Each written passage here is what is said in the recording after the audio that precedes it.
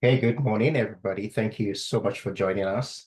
Um, Good afternoon, good evening, wherever you are. Thanks for joining us today for this webinar in pain osteoarthritis.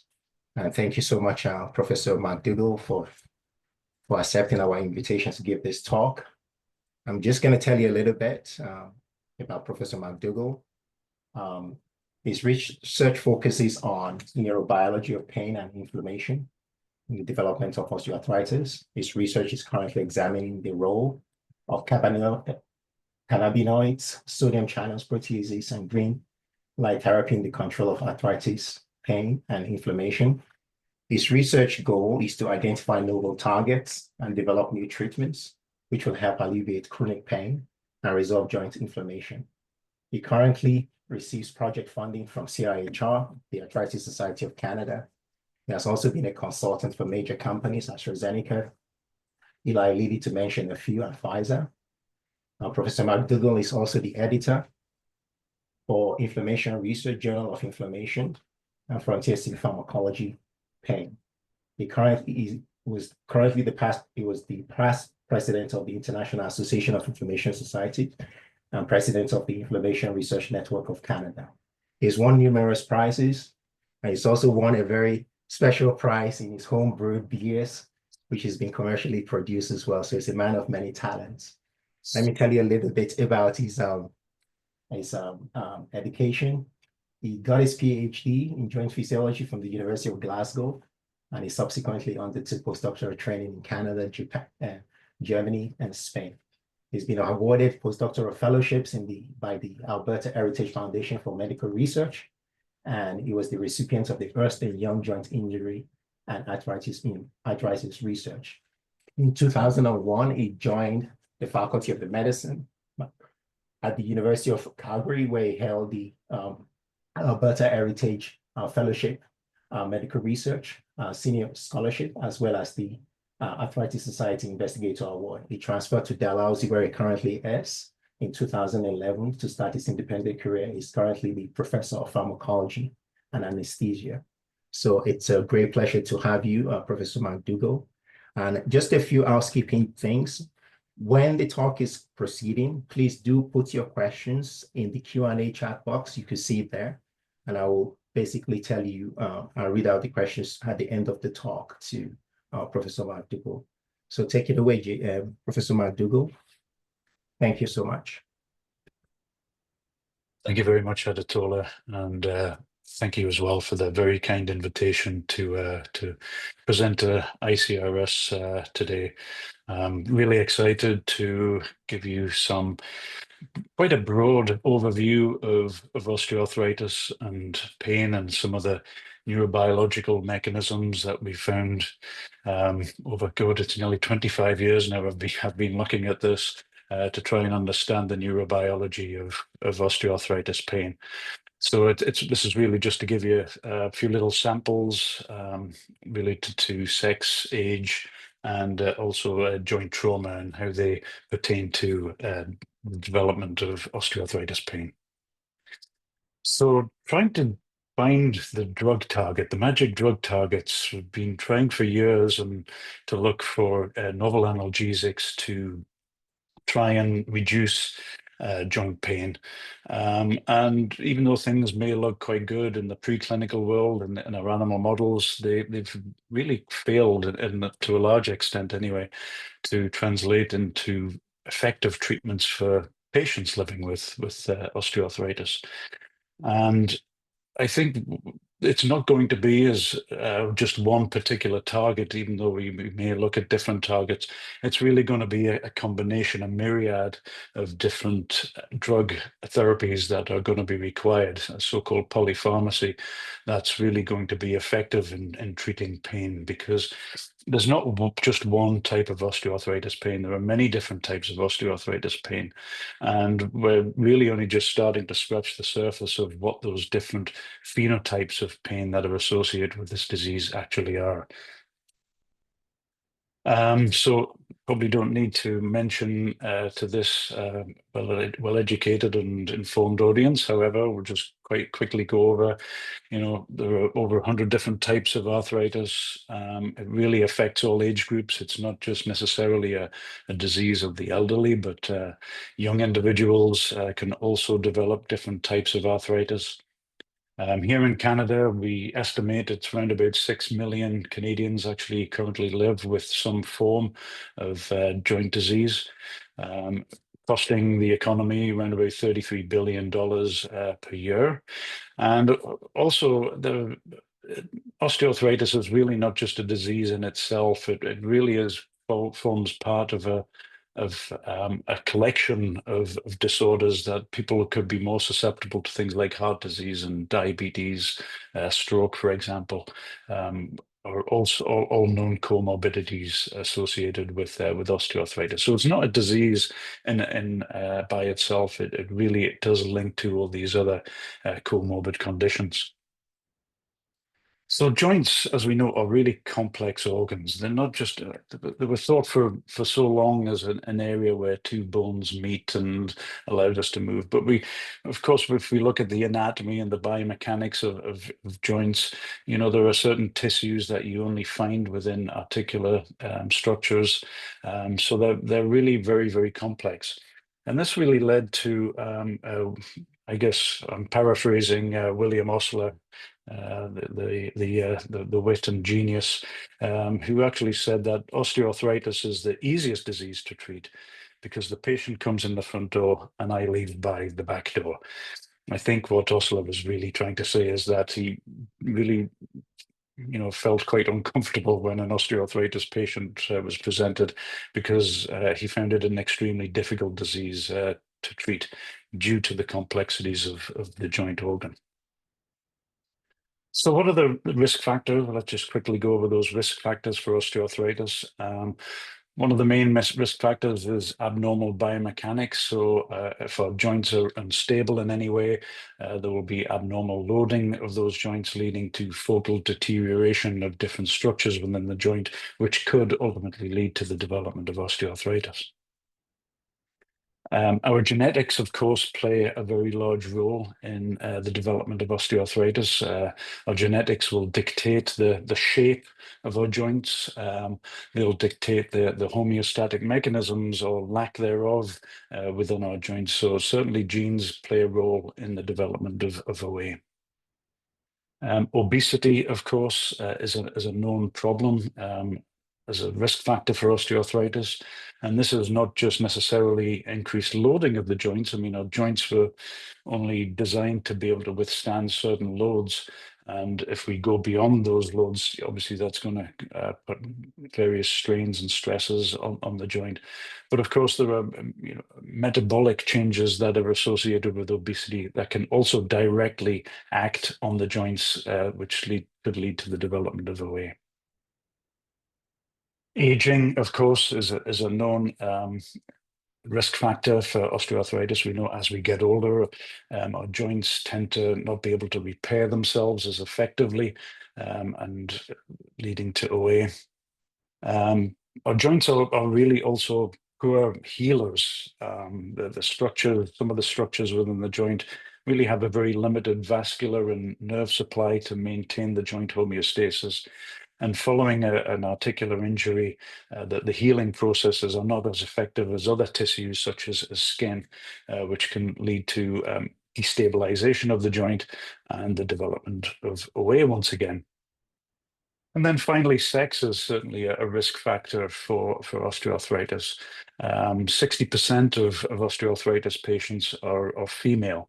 And so certainly the pain associated with osteoarthritis is also very, very sex dependent. And we're going to talk a little bit about what could be causing those sex differences in joint pain. So I'm going to focus on age, joint injury, and sex. So I just want to start with a study that we did a number of years ago. One of the classic things that is really known about osteoarthritis and pain is the dissociation between the level of disease severity and the amount of pain that is reported by patients. So, in a number of studies asking elderly patients about their pain reporting, you can apply noxious thermal stimulus to our subject, or a noxious mechanical stimulus to the subject, and ask them, so how are you feeling? And quite often they say, well, actually, I feel fine. So why is there this disconnect even in the reporting of the amount of pain that elderly patients would talk about?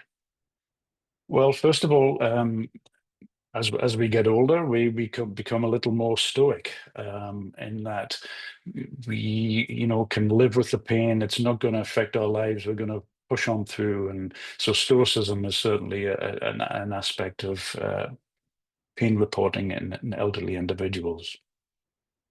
There's certainly a degree of anxiety. I mean, as we get older, we may have some of these comorbid conditions which also require pharmacological attention. And we're maybe a little worried about some of the drugs that are used to treat to treat joint pain. We hear all these horror stories, for example, about opioids for the control of pain, and they think, well, I'm afraid of taking yet another drug to control my pain. Coping mechanisms, the elderly have had a lifetime of experience of different types of pain and have learned over that time to be better copers of their joint pains. And also the elderly tend to underestimate the amount of pain that they're actually experiencing. They don't want to be a burden. They don't want to be a bother to the people around them. They don't want to be a drain on society, if you like. So they might underestimate their levels of pain. So these are really some of the limitations when we have reporting of pain. Very, very subjective way of trying to understand what pain an individual is actually enduring or living with. So we asked the very simple question, is there an association between age and the severity of the joint disease and the amount of pain that could be reported? So in these studies, we took the Duncan-Hartley guinea pig, which is a model of naturally occurring osteoarthritis, and we looked at young animals, which are about 3 months of age, and compared them with some older animals that were, around about 3 years old. Um, so how did I have these guinea pigs sitting around? Well, I got these studies, these animals in for a completely different study. I was looking at angiogenesis, I think, in joints and seeing how they progressed. And the student who was working on it left the lab, and I completely forgot all about these animals that were downstairs, gradually eating their way through my grants, and because they're very expensive animals to house and feed and everything. Until one day a colleague came to me and he says, Jason, you've still got those old guinea pigs downstairs. And so I thought, oh, so that's where the money's going. So we thought, right, okay, let's go to town on these animals and let's try and understand fundamentally what could be occurring with respect to nociception and joint disease. So we did some classic histology of the joints. We did micro CT to look at bone morphology within the joints. And then we also, within these same animals, looked at electrophysiological recordings from joint sensory afferents. And so I'll just maybe go through this setup here quickly, because we'll be coming back to some of the results that are associated with this. So the animal is deeply anesthetized. We open up the skin overlying the knee joint, and under the microscope, we isolate the saphenous nerve, which supplies that medial aspect of the knee joint, and carefully, very gently tease out individual fibers, which we can then place on a platinum recording electrode.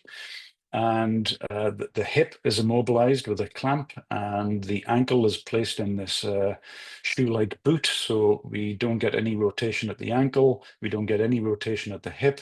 And now when we apply torque to that hind limb, it's all predominantly directed towards the knee joint. So we can really monitor and quantify the amount of torque that we're applying to the knee joint. And we can measure the electrical activity from knee joint sensory nerves in response to this mechanical rotation. And we rotate within the normal working range of the joint, but then we also crank on that knee joint, give a hyper rotation of the joint, which in an alert animal would be considered a painful stimulus. We don't twist it so far that we would cause any overt damage to the ligaments and tendons and supporting soft tissues, but it would be considered a noxious mechanical stimulus. So we did these three different approaches and did some principal component analysis. So just to show you, first of all, the electrophysiological recordings. So just on the top left here, this is a young guinea pig. Here's the level of torque. So we rotate the joint in the normal working range and then the hyper rotation of the joint, and we hold that for about 10 seconds. And this is the electrical activity we're able to record from these sensory neurons. So these are single unit action potentials. Nice clean recordings, and you can see that when you hyper rotate the joint, the frequency of firing is increased. And that increased firing frequency of those sensory nerves is transmitted up towards the brain by the spinal cord and is interpreted by various regions of the brain as joint pain. So now we have a nice objective way of assessing, in inverted commas, pain. It's really nociception, that physiological process that leads to the sensation of pain. So when we compared our young guinea pigs, as shown on the left here, with our older guinea pigs on the right, and shown graphically here at the bottom, with normal rotation, the aged animals, they tended to show an increase, but this wasn't statistically significant. However, certainly with hyperrotation of the joint, our older animals' nerves were firing at a much higher rate for the same level of torque compared to our young individuals. So then we took that electrophysiological information as our objective measure of pain, if you like, and then compared that to the severity of arthritis. That was a condensation of the histology and the micro CT. And what you can see for the first time, we show this objectively, is that there is no correlation between how severe the disease is or the activity of those pain sensing nerves. So, for example, this particular guinea pig here, its joints looked pretty normal. However, when we rotated that joint, the nerve activity was relatively high.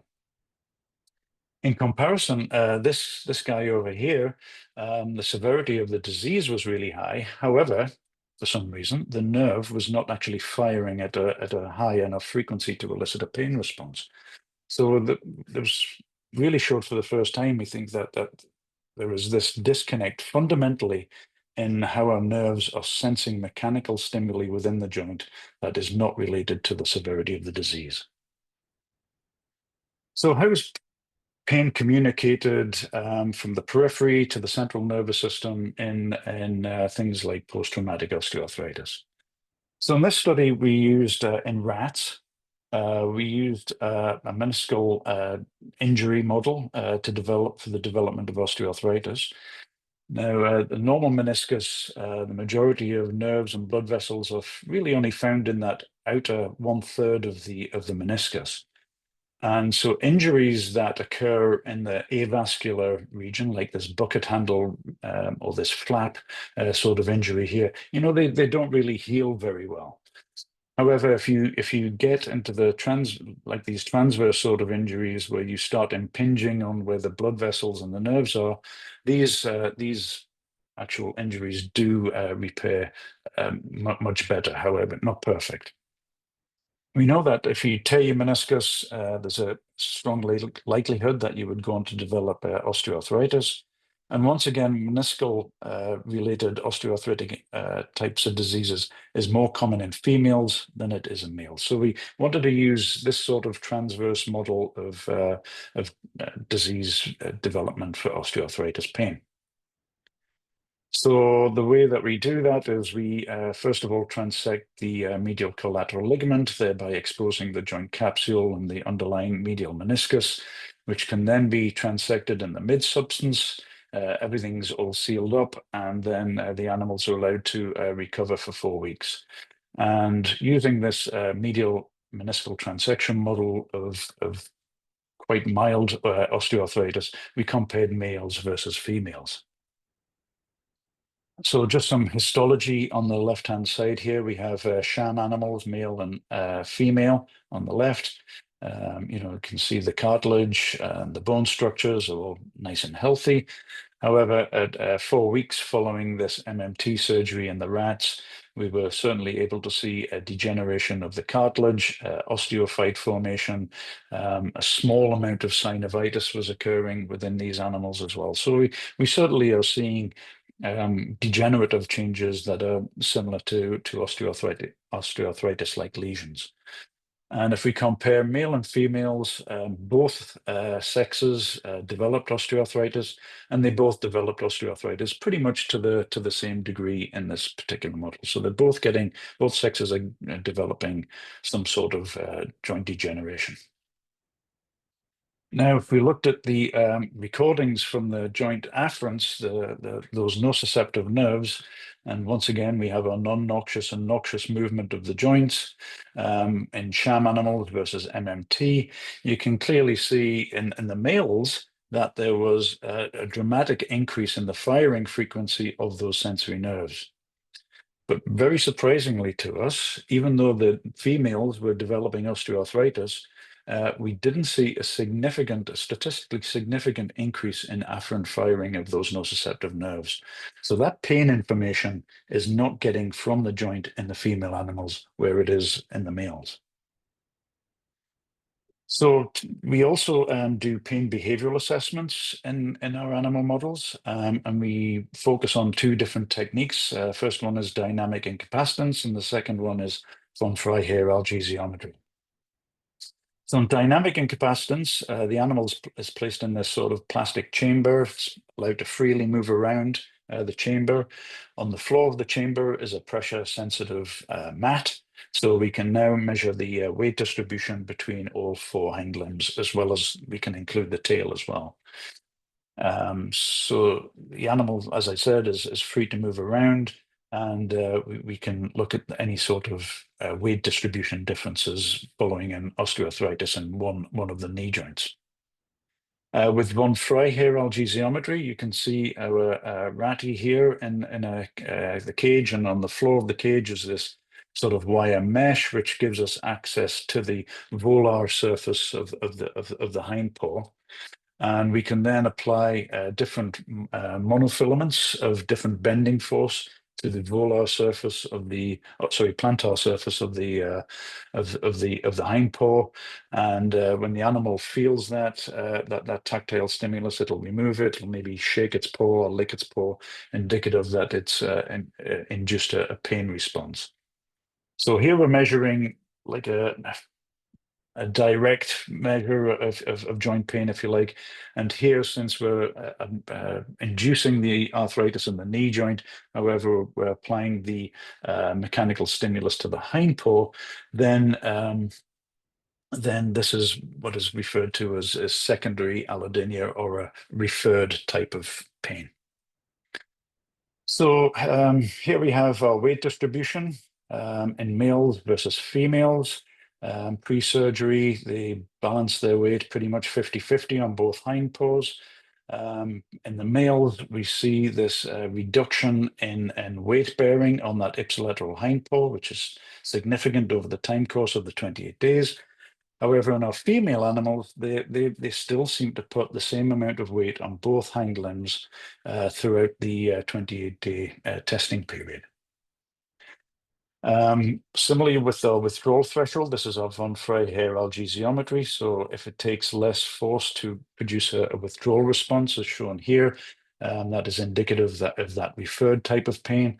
So once again, across the 28-day time course, male animals show a very strong secondary allodynic response, whereas females do not show this same sort of pain. So why are the females not in pain, but the males are? So we looked at beta endorphin levels. We looked at other things like noradrenaline levels, which weren't different between the sexes. However, beta endorphin levels were elevated in the female MNT animals compared to male animals, as shown here. So they have more circulating endogenous opioid.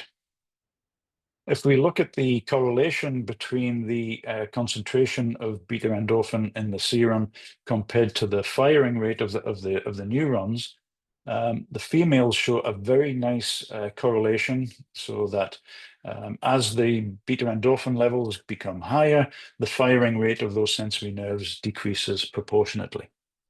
However, in the males, it was chaos. There was no correlation whatsoever between the amount of beta endorphin that was circulating compared to the firing frequency of those nociceptive nerves. So there's something inherently incorrect or misappropriate in male animals as far as endogenous opioid control of joint afferent firing. So what type of pain does this model of osteoarthritis produce? I mentioned at the beginning that there's not just one pain phenotype associated with osteoarthritis, but there are many different types of pain. First of all, there's what term mechanosensitive pain. This is where there's degradation of the joint tissues, altered by mechanics. You maybe have bone rubbing against bone, and that's a sort of grinding sort of mechanosensitive pain. There's also inflammatory pain, which could occur intermittently throughout the disease process. We know there are accumulation of various different inflammatory mediators, such as inflammatory neuropeptides, cytokines, various proteases as well can also be pro-inflammatory within the joint. And this inflammatory pain is responsible for the sort of throbbing, burning sort of experience. And then finally, there's also a neuropathic pain. Neuropathic pain arises when there's damage to the actual nervous system itself. And this could happen in the periphery, so within the nerves of the joint itself, or it could happen at higher centers in the dorsal horn of the spinal cord, or even in the brain. You can have you can have nerve damage, which would lead to this sort of stabbing pins and needles type of pain. So a person living with osteoarthritis could present with one, two, or all of these different types of pain, and they may interchange at different points in their disease history. So we just did some very quick joint diameters to look at to see if there's any sort of overt inflammation, and we didn't see in either the males or the females any overt changes in joint edema across the 28-day period. However, when we look at the nerves, so we can take out that saphenous nerve, chop it up and look at under an electron microscope, and that these are electron micrographs shown on the left-hand side here. These are nerve fibers shown transversely. We have males on the top and females on the bottom, and you can see the integrity of these nerve fibers. It's nice and intact in the sham operated animals. They look nice and smooth. However, in the MMT models, you can see with some of the arrows pointing here, the morphology of these nerves is completely destroyed. So they can show a shriveled appearance. The neurolemma, that's the covering of the nerve, can maybe shrink and invaginate. And we found that in the male animals. However, once again, in the female animals, were unable to find any sort of neuropathy using this particular rat model. We then did some pharmacology. So we administered a drug called amitriptyline. Amitriptyline is used when it's used in low doses, is an effective treatment for specifically neuropathic type of pain. And here we're looking once again at our weight bearing, males versus females. This is a time course following 28 days of osteoarthritis development. We do a time course of out to 3 hours with our pain behavior. And we find that amitriptyline was successful in reducing joint pain in the males. However, in the females, it was ineffective at reducing joint incapacitance. Similarly, with our von Freiherr algesiometry, less spectacular, I guess, with both males and females. But at the 2-hour time point, we do get a significant improvement in joint pain with amitriptyline. However, once again, this neuropathic pain drug was unable to alleviate pain, secondary pain in our female animals. So just to summarize this part, pain is really a poor predictor of joint damage, and we found that with our guinea pig studies quite clearly. We noticed that in this model of this medial meniscal transection model, you do get joint nerve damage, peripheral sensitization, and pain. However, that was in male animals only. So we can conclude that, at least in the rats, that MMT is really a poor model of female osteoarthritis pain. And the reason that the females, or one of the reasons that the females maybe aren't experiencing as much pain, is that they're producing a lot more of the endogenous endorphins. So what could be actually responsible for the neuropathic pain? So in collaboration with Eli Lilly in the States, in Indianapolis, we got interested in a particular molecule called lysophosphatidec acid, or LPA. So LPA is it's a lipid, phospholipid. It's released following injury. It's produced from this precursor called lysophosphatidyl-choline, or LPC, and following enzymatic cleavage of this particular molecule, this LPC, we produce this lysophosphatidic acid. There are 6 G protein coupled receptors that LPA can bind to, and there's been a lot of studies in other tissues, other organs, to show that LPA can produce demyelination and development of neuropathic pain. So our question then was, is LPA involved in osteoarthritis neuropathy? So we looked at the synovial fluid levels of LPA in patients. So we had some normal subjects and then compared it with mild, moderate, and severe levels of osteoarthritis. And we find that as the disease becomes more progressive, that the levels of LPA within the synovial fluid is increased. We then wanted to see what that LPA was actually doing within the joint. So we went back to our rat models, and we wanted to look at the myelin thickness. So that's that coating of the nerves that can protect the nerves and also improve the speed and the velocity of action potentials traveling along those nerves. And the way we look at that is just a very simple calculation, something called the G ratio. And it's really which is the square root of this internal axonal area compared to the total axonal area. And so as the G ratio increases, we are losing this orange region here, so that it's an indicative of a demyelination process.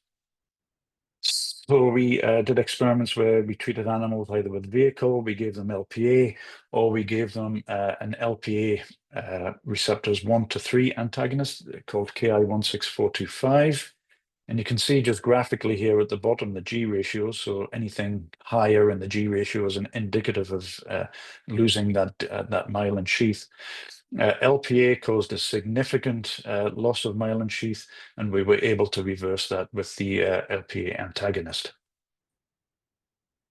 We then moved up from the saphenous nerve and looked at the dorsal root ganglia. So the dorsal root ganglia hang outside the spinal cord, and this is the nucleus of the sensory neurons.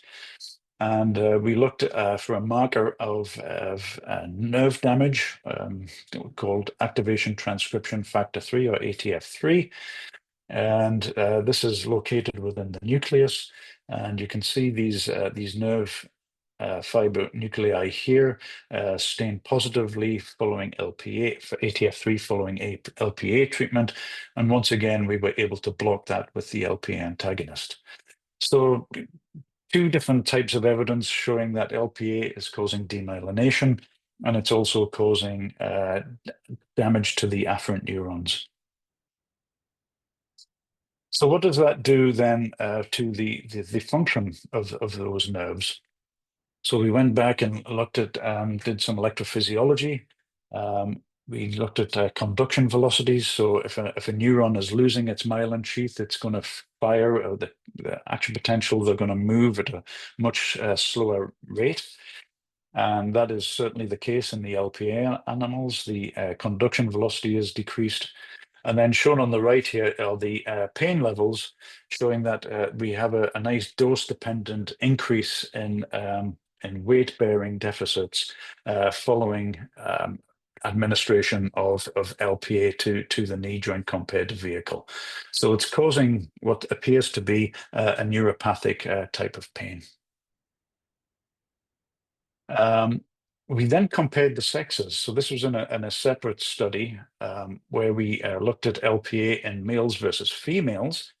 And in this study, this is of von Freiherr data, we were able to show that LPA, in fact, produces neuropathy or neuropathic type of pain in females and males this time. So this could potentially be maybe a better model of producing neuropathic pain in both sexes.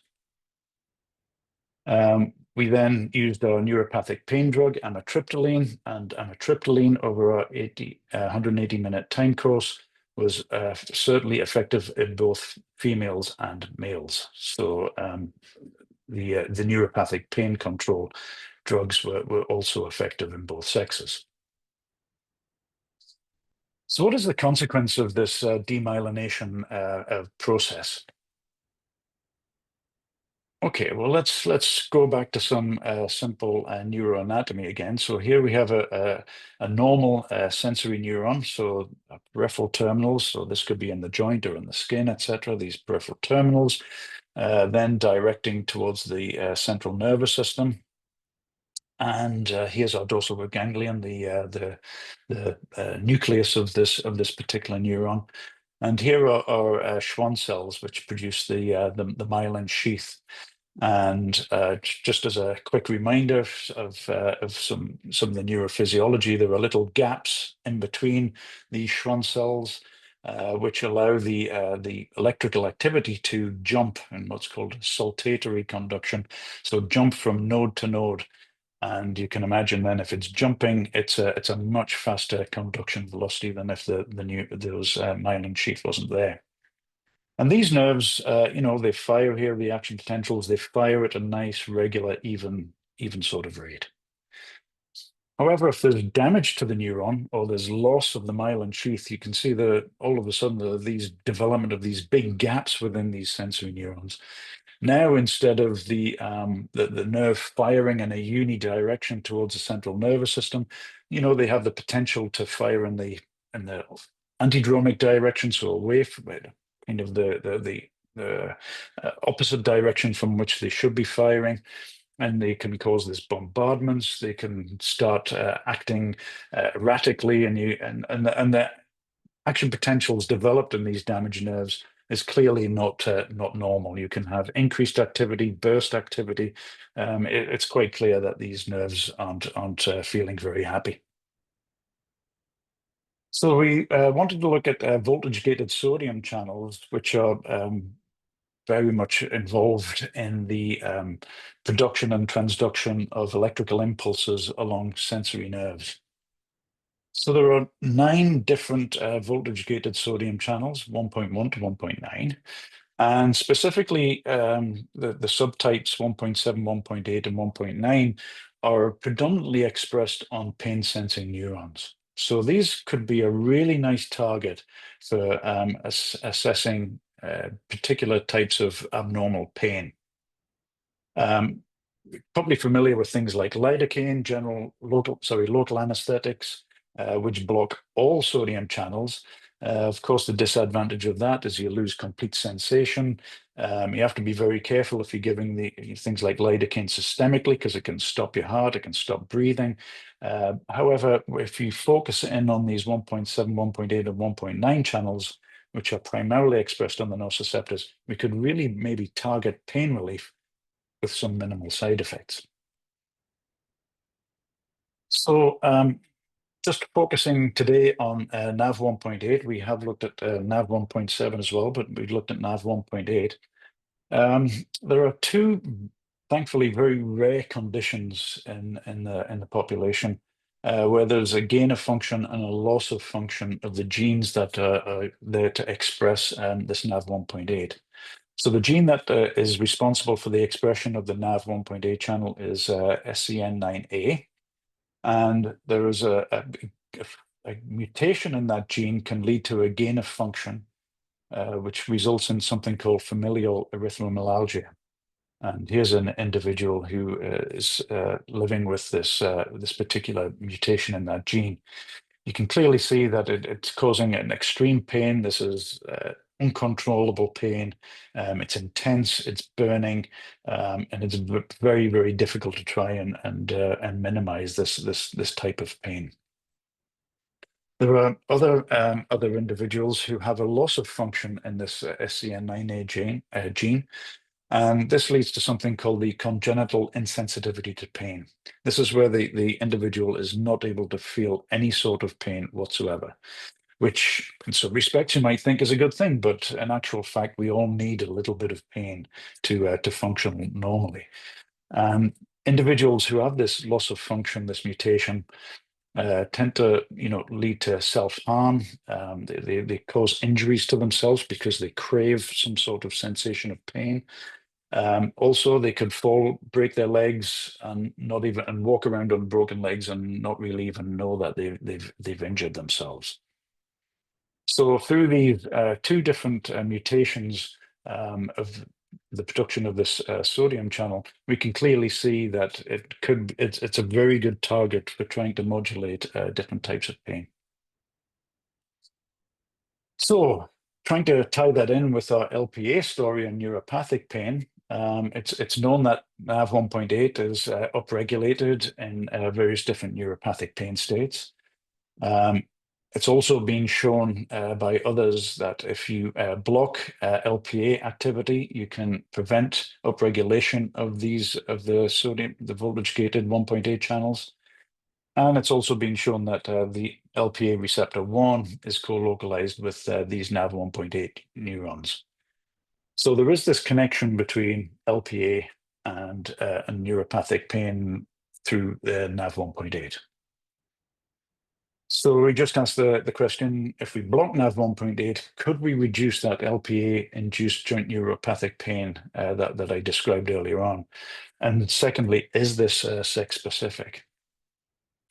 So back to electrophysiology, we're just doing hyperrotation of the joint in these experiments, males on the left, females on the right. Vehicle having no effect on the neuronal activity. However, when we administered a small peptide antagonist for the NAV 1.8 channel, we were able to reduce the afferent activity in both males, as well as shown here in females as well. Now, the interesting thing is when we compared the males and the females, so on the y-axis here, we have the percentage change in that firing rate of those pain-sensing nerves. Vehicle blue is the male following the NAV 1.8 blocker, and the orange showing quite clearly here with the NAV 1.8 blocker that A803467 drug was way more effective in females than it was in males in reducing nociceptive sensitivity. And we then also looked at behavioral pain in the animals. So this is day 21 following neuropathic pain induction with LPA. The males over the time course, it did cause a reduction in pain. However, it was much more effective in females compared to males. So just to finish everything off, hope I've shown today that there are many different types of pain associated with osteoarthritis, and certainly neuropathic pain is a component of osteoarthritic individuals in a certain population. That can range from about 15 to 30%, depending upon which studies you tend to be reading. We found that this molecule, lysophosphatidic acid, contributes to joint neuropathy and pain.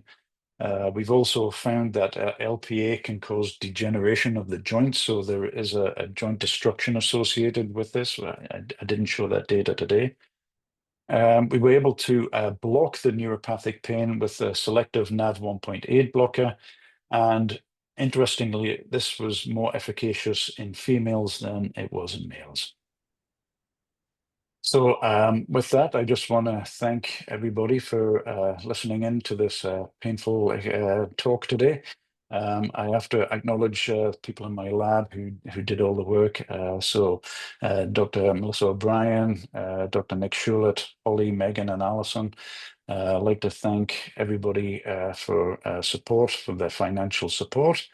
And Adetola, if you'll allow me, I always like to finish with a wee poem. Yes, go I for always it. like to, okay, I'll go with my little poem for today.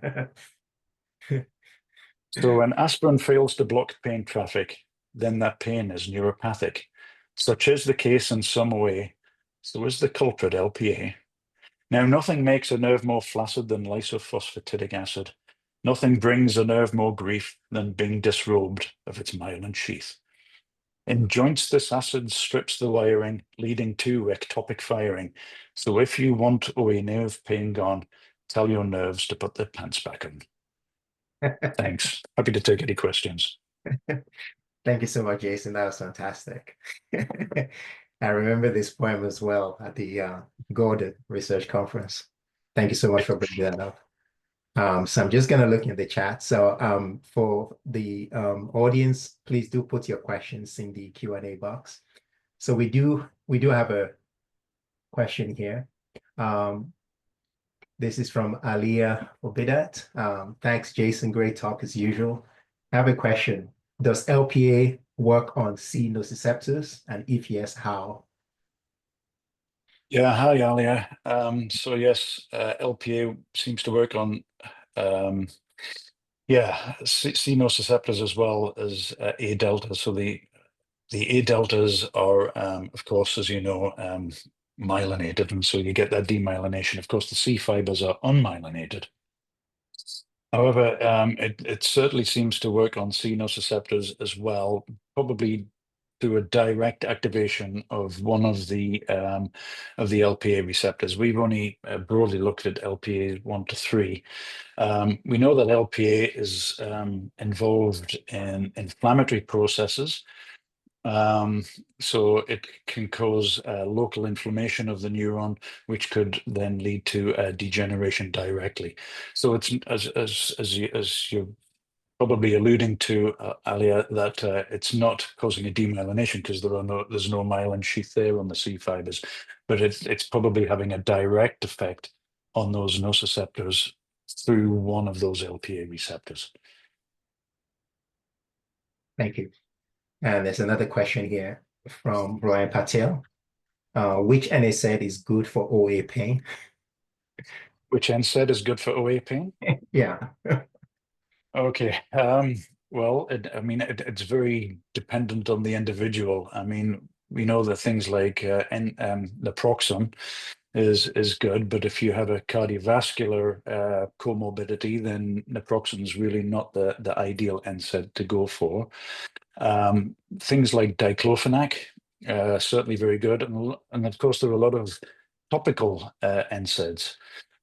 So you can maybe bypass some of those negative side effects associated with oral NSAIDs, such as GI toxicity, kidney toxicity, liver toxicity, by applying some things like Voltaren as an example of a diclofenac-containing topical analgesic that can be applied directly to the skin.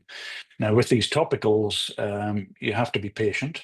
It has to get through. It has to get through all that skin before it can even get to the sensory neurons, which are the source of the OA pain. And so it's something that you have to keep applying on a daily basis, and so it's something that you have to stick with. So things like the topical analgesics are certainly safer and can be quite efficacious. But as far as the oral NSAIDs are concerned, it really depends if you have any other predisposing conditions associated with it. Yeah, there's another question here from Adele. How do these differing male and female pain responses contribute to females experiencing more osteoarthritis? Right. I mean, you would think that if a female is feeling or reporting and experiencing more pain, they'd be more protective of their joints from a weight bearing perspective, compared to males who aren't reporting at least as much pain.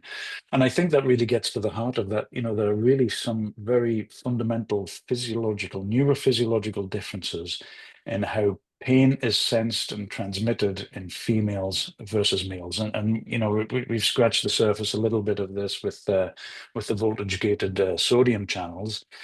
That the encoding of the pain is different between males and females. How that then plays into the actual disease process. Yeah, great question. Love to know. Yeah. How useful are hydrolyzed collagens? This is from Gonzalo Kodai. So things like the hyaluronic acid derivatives injected, some of the gels and things like that, is that what's referring to? Mostly hydrolyzed collagens. Okay. I couldn't specifically talk to them, to be honest. I know some of the other. It's really, sorry, not particularly necessarily my area. I can talk broadly about some of those, intra-articular gels that are certainly effective at reducing pain and maybe to an extent inflammation, either directly through hyaluronic receptors or maybe potentially even coating the outside of the sensory nerves, so that those those pain-causing molecules can't actually get at those nerve terminals to cause the sensitization. But I'm sorry if I'm not addressing specifically these collagen-derived ones. Yeah, this is something that is administered orally. But let's move on to the next question. Okay, so This one has come back twice. Do xenobiotics have a role in stimulating LPS? sorry, could you say that again? Do xenobiotics have a role in stimulating LPS? I'm not sure. Yeah, LPS. well, Yeah. yeah, LPS is different from LPA. Yeah, We were yeah, more interested in exactly. LPA. However, if you're talking about xenobiotics, certainly have been shown to have a role in controlling the level of pain and different different chronic pain conditions, whether that be in the GI system or arthritis. Certainly, our microbiome seems to contribute to that. Which specific species of bacteria are more responsible for this? I think that's still an ongoing area of research, but certainly there seems to be a link between some of the xenobiotics and some of the microbiome and pain sensitivity. Well, thank you very much, Jason. So I have a question, and that's to do with the animal models that you kind of talked about earlier. So with the medial meniscus transection there was a kind of lack of correlation between severity and pain in the models. I think the males, you said that the medial meniscus model worked better for the males, but not for the females. Yes. So in that context, if you were to look at structural damage, for example, obviously pain is a signal that something is going wrong. So you probably just offset that weight bearing on that particular joint. So would you say that we need to be looking more for structural correlations and pain in terms of our research or models that we kind of choose? How would you navigate that? Yeah, I mean that's the $1 million question, isn't it? I mean, because it's great to see that you can look at a joint and see that it's structurally up, damaged, etc.